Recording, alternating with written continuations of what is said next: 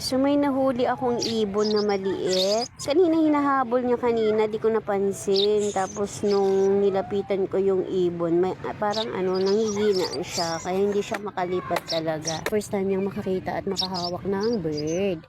Which bird? Little bird? Wala.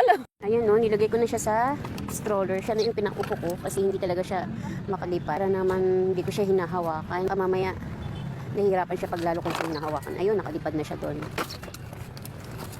So, hayaan ko na lang siya dyan hanggang makarecover lang siguro yan. Tapos lilipad na siya. Ang cute, ang liit. Diyan ka na muna, ha? Ayan, sige. Mag-exercise ka. Alaga ko, nilayasan naman ako. Ayun siya, Pupunta na naman siya dyan sa may banda ng batuhan.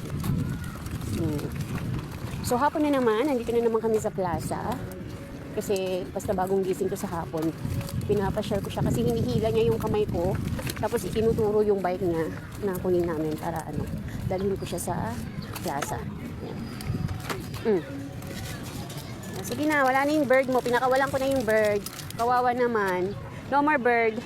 No more bird. Tinuturo niya. Akala niya nandito sa stroller yung ibon kanina. Ano na?